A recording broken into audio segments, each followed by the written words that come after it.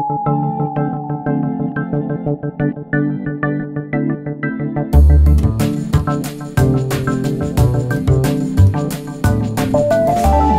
hallo liebe Freunde von Mühlberg News, hier bin ich wieder und heute haben wir jede Menge Nachrichten für euch und deshalb lege ich auch gleich los. Und zwar, ich fange mal an mit unserem Mühlberger Leben, die hattet ihr ja die letzte Woche im Briefkasten. Es gibt natürlich auch Mühlberg oder Mühlberger Leben online und zwar geht mal auf rufdruck.de und da könnt ihr dann immer die neuesten Mühlberger Leben ja, auch online lesen. Also, macht das mal. Und jetzt möchte ich auch eine Bitte an alle, ja, die ihr Mühlberger Leben im Briefkasten haben. Bitte, ja, seid doch nicht so, ja, so frech zu unseren Verteilern, so rum möchte ich jetzt mal sagen. Die machen das alles ehrenamtlich und ja, die werden teilweise beschimpft, weil es heißt, ja, ich möchte das nicht im Briefkasten.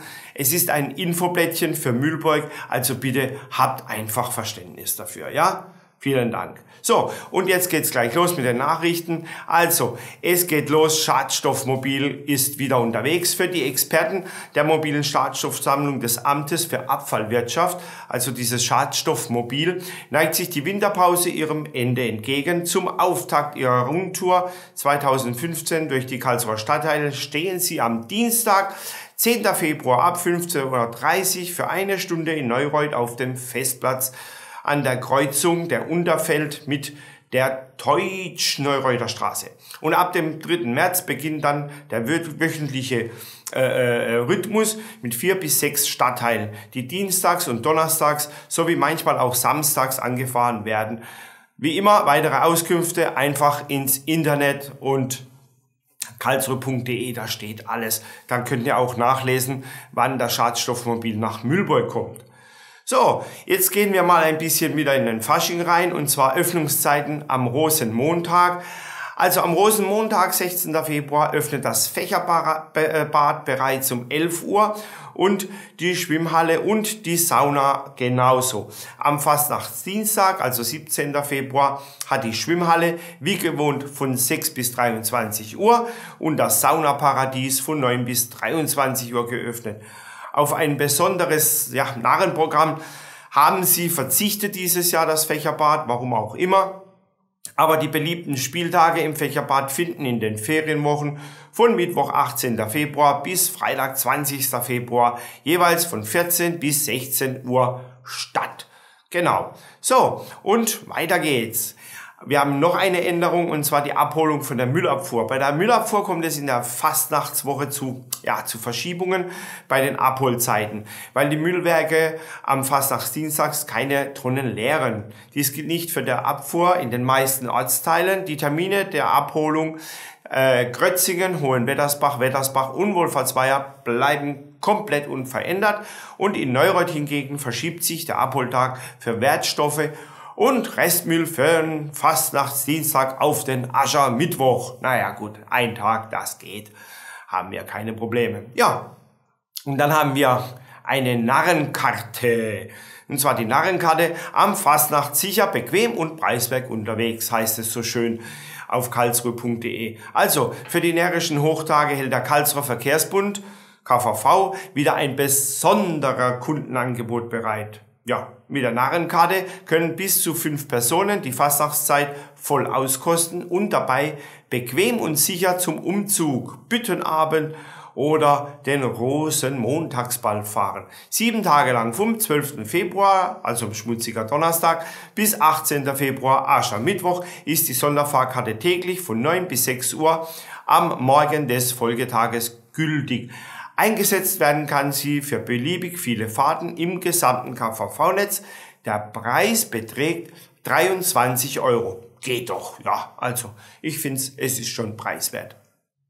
Was ganz anderes, und zwar Pflegekinderdienst braucht Verstärkung. Ja, der städtische Pflegekinderdienst sucht Frauen und Männer, die Freude an der Kundenbetreuung, an der Kinderbetreuung haben und sich engagieren wollen. Wer Kinder tageweise bei sich aufnimmt, und ja, den bereitet der städtische Pflegedienst auf seine Aufgaben gerne vor. Und zwar ab 9. März beginnt bei der Volkshochschule ein neuer Qualifizierungskurs mit 160 Unterrichtseinheiten. Das ist eine ganz schöne Menge. Die Termine sind immer montags und mittwochs von 19 bis 21:30 Uhr und alle 2 Wochen samstags von 9:30 Uhr bis 15 Uhr. Interessierte erhalten beim Pflegedienst unter den Telefonnummern, jetzt ganz langsam, 133 5115 oder die 5121 weitere Informationen und wie immer auch im Internet. Jawohl. So, und jetzt geht's weiter. Wir haben heute, mein lieber Mann, haben wir heute Nachrichten hier. Und zwar, ich sage es nochmal, und zwar Vorschläge für Vergabe des Kinderfreundlichkeitspreises. Ja, Kinderfreundlichkeit ist kein Luxus, sondern wichtiger Standortfaktor. Damit gute Beispiele Schule machen, vergibt die Arbeitsgemeinschaft Kinder in Karlsruhe, kurz KIK genannt, des Karlsruher Bündnisses für Familien, den Kinderfreundlichkeitspreis. Das ist ein Wort, Kinderfreundlichkeitspreis. Und zwar zum 10. Mal. Für die Auszeichnung vorgeschlagen werden können bis 30. März Karlsruherinnen und Karlsruher, Initiativen, Institutionen und Unternehmen, die sich in besonderer Weise natürlich für Mädchen und Jungen eingesetzt haben. Eine mit Kindern und Jugendlichen besetzte Jury entscheidet über die Vergabe des Geld- und Sachpreises von insgesamt 1.000 Euro. Also ein Vorschlagsformular für den Karlsruher Kinderfreundlichkeitspreis im Internet, und zwar www.karlsruhe.de/ und dann Familienbündnis, aber mit UE geschrieben, das Bündnis. Ja, also macht doch einfach mal mit. Dann gibt's was ganz anderes, und zwar den Safer Internet Day 2015. Was ist das? Ich habe es auch nicht ganz verstanden gehabt. Ich lese es euch mal vor. Und zwar, die Nachricht stammt aus karlsruhe.de. Also, Stadt bietet Veranstaltungen für Eltern, Kinder und pädagogische Fachkräfte an. Gemeinsam für ein besseres und sichereres Internet lautet das Motto des diesjährigen Safer Internet Day. Also Safer, Sicherheit, Internet Tag, muss man auch mal auf Deutsch sagen. Mensch. Der Aktionstag für mehr Sicherheit im Netz findet weltweit am 10. Februar statt und wird bereits zum 12. Mal veranstaltet. In Deutschland ruft die EU-Initiative ClickSafe dazu auf, sich mit Aktionen und Veranstaltungen für ein besseres Internet und ein sicheres Internet einzusetzen und das öffentliche Bewusstsein für die Thematik natürlich zu schärfen. Auch die Stadt Karlsruhe beteiligt sich an dem Aktionstag. Das Sachgebiet Jugendhilfe, Jugendschutz der Stadt Karlsruhe bietet mehrere Veranstaltungen für Eltern und pädagogische Fachkräfte sowie für Kinder und Jugendliche an. Bereitgestellt werden Themen aus bestehenden Veranstaltungsangeboten. Qualifizierte Referentinnen und Referenten kommen ab dem 10. Februar in interessierte Einrichtungen. Die Veranstaltungen sind kostenfrei. Also wenn ihr da Interesse habt, einfach einmal auf kinderbüro@karlsruhe.de eine E-Mail schreiben, da bekommt ihr dann ganz bestimmt eine Rückantwort. Ja, was habe ich noch? Karlopolis heißt das magische Wort. Und zwar im August wird im Rahmen des 300. Stadtgeburtstages zum ersten Mal die Kinderspielstadt Karlopolis in Karlsruhe organisiert.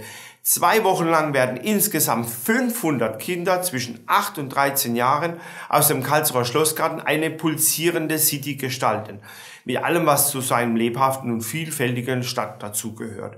Also über 30 Berufe im Angebot, jede Menge Freizeitangebote und natürlich muss auch ein Bürgermeister gewählt werden. Wer meldet sich freiwillig? Gut. Das Konzept der Kinderspielstadt wurde am heutigen Donnerstagnachmittag, besser gesagt am Donnerstagnachmittag, auf einer Pressekonferenz im Circus Macaroni vorgestellt. Dieses Karlopolis ist Teil der umfangreichen Ferienprogramme der Stadtjugendausschusses, die jährlich von mehreren tausend Kindern und Jugendlichen genutzt werden. Mehrere Tausende, muss man sich mal vorstellen. Also, auch da klickt mal drauf, hört sich sehr interessant an. Jetzt habe ich was ganz anderes, und zwar ein bisschen ernsthafteres.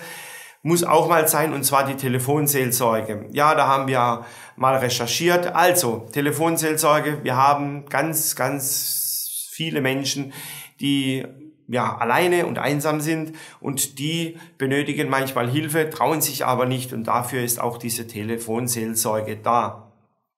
Ich gebe euch jetzt mal die Nummer. Kein Mensch weiß, wo diese Telefonseelsorge sitzt. Ihr werdet auch anonym behandelt, also ihr braucht euch wirklich keine Sorgen zu machen.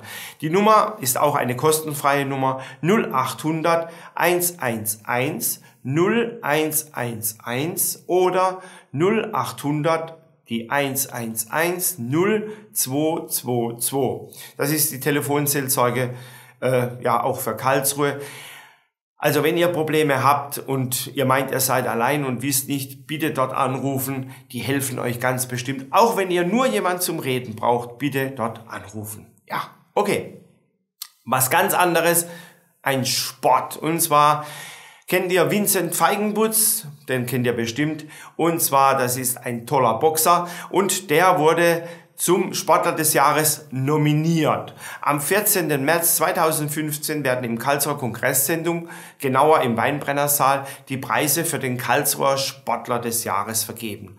Nach seinem sehr erfolgreichen Jahr 2014 ist es uns, dem Team Fächer Sportmanagement, eine Freude mitzuteilen, dass Vincent alias Iron Junior Feigenbutz für diesen Preis nominiert wurde. So steht es in der Pressemeldung. Also, natürlich, Herr Feigenbutz oder der liebe Vincent, der freut sich natürlich sehr darüber und hofft natürlich auch, dass er gewinnt. Also, wir sagen mal toi toi toi an Herr Feigenbutz und wir laden ihn gerne mal zu einem Interview ein. Also, lieber Vincent, wenn du mal Zeit und Lust hast, Regina Halmich war auch schon bei uns, vielleicht bist du der zweite Boxer. Also, melde dich bei den Mühlburg News.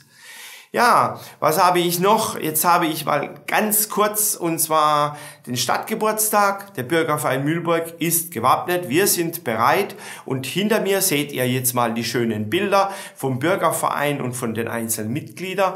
Ja, Bauzaun, tolle Bilder sind das. Ihr seht sie nebenan. Also, ihr seht, wir sind bereit für den Stadtgeburtstag und wir werden immer wieder darüber berichten. Zusammen mit Aladin werden wir immer dabei sein, wenn die Mühlburger ihr Projekt starten. Aber das nächste Mal werden wir mehr davon bringen. So, und jetzt habe ich noch die Geburtstage. Andrea Giuliano aus Grosseto, Italien. Alles Liebe und Gute zu deinem Geburtstag. Jeanette Lindner, auch dir alles Gute und Liebe zum Geburtstag. Herr Pasamavi, ja, von der SPD, Fraktionsvorsitzender, auch Ihnen alles Gute zum Geburtstag. Petra Burkhardt, auch dir alles Liebe zum Geburtstag. Und Bürgermeister Klaus Stapf hat auch Geburtstag, auch Ihnen alles Gute. Und Katharina Scholz, auch dir alles Liebe und Gute zum Geburtstag. Und jetzt noch schnell das Wetter. Ich sage nur eins, bewölkt, Sonnenschein, Regen, Schnee, Wind, 4 Grad und Minusgrade in der Nacht. Ja, du weißt Bescheid, lieber Lazarus, bleib zu Hause. Alles klar. Jetzt bleibt mir nur noch eins. Es hat wieder Spaß gemacht. Ich sage tschüss, tschüss, ciao, ciao, bye, bye. Und wir sehen uns nächste Woche wieder am Rosenmontag. Also, ciao, ciao.